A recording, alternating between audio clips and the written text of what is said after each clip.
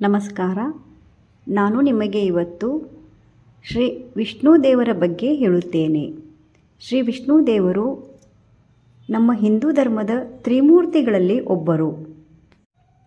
ಬ್ರಹ್ಮನು ಸೃಷ್ಟಿಕರ್ತ, ಶಿವನು ಲಯಕರ್ತ, ವಿಷ್ಣು ದೇವರು ಪಾಲಕ.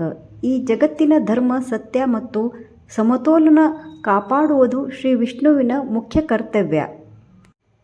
ಶ್ರೀ ವಿಷ್ಣು ಕ್ಷೀರಸಾಗರದಲ್ಲಿ ಆದಿಶೇಷನ ಮೇಲೆ ಶಯನಿಸುತ್ತಿರುವನು. ಅವರ ದೇಹ ನೀಲವರ್ಣದು, ಕಮಲದಂಥ ಕಣ್ಣುಗಳು, ಶಾಂತ ಮುಖಭಾವ, 4 ಕೈಗಳು.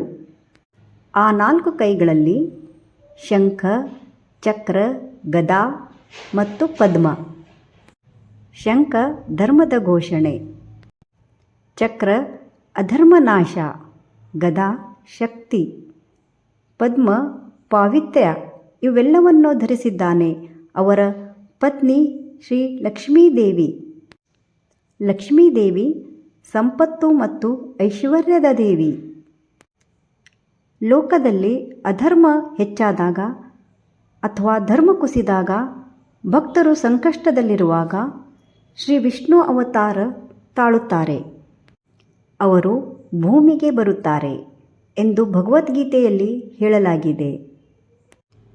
ವಿಷ್ಣುವಿನ ದಶಾವತಾರಗಳು ಮತ್ಸ್ಯ, ಕೂರ್ಮ, ವರಹ, ನರಸಿಂಹ, ವಾಮನ, ಪರಶುರಾಮ, ರಾಮ, ಕೃಷ್ಣ, ಬುದ್ಧ, ಕಲ್ಕಿ. ಇದು ಇನ್ನೂ ಭವಿಷ್ಯದಲ್ಲಿದೆ.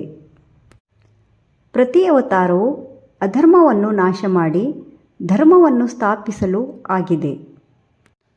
ವಿಷ್ಣು ದೇವರು ತನ್ನ ಭಕ್ತನಿಗೆ ಹೇಗೆ ರಕ್ಷಿಸುತ್ತಾರೆ ಎಂಬ ಒಂದು ಕಥೆಯನ್ನು ಕೇಳೋಣ. ಹಿರಣ್ಯಕಶಿಪು ಎಂಬ ರಾಕ್ಷಸನು ದೇವರನ್ನು ದ್ವೇಷಿಸುತ್ತಿದ್ದ. ಆದರೆ ಅವನ ಮಗ ಪ್ರಹ್ಲಾದನು ವಿಷ್ಣುವಿನ ಮಹಾಭಕ್ತ.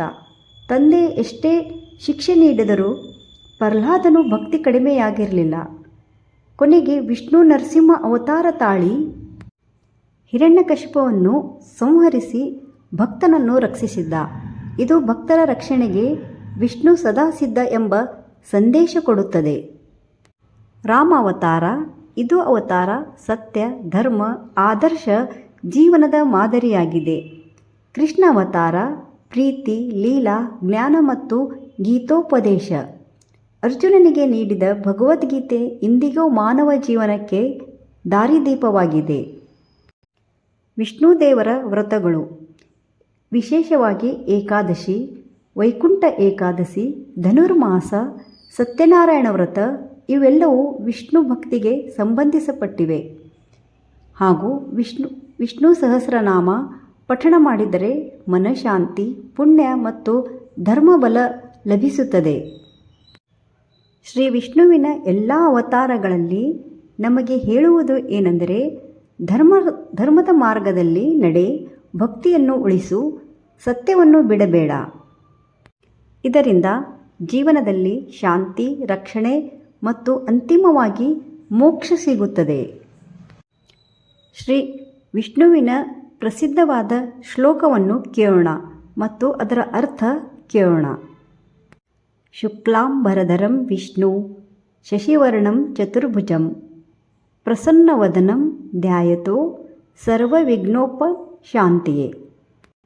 ಇದರ ಅರ್ಥ, ಬಿಳಿ ವಸ್ತ್ರ ಧರಿಸಿದ ಚಂದ್ರನಂತೆ ಶಾಂತ ವರ್ಣ ಹೊಂದಿರುವ 4 ಭುಜಗಳಿರುವ ಪ್ರಸನ್ನ ಮುಖದ ಶ್ರೀ ವಿಷ್ಣುವನ್ನು ಧ್ಯಾನಿಸಿದರೆ ಎಲ್ಲ ವಿಧದ ವಿಘ್ನಗಳು ದೂರವಾಗುತ್ತವೆ.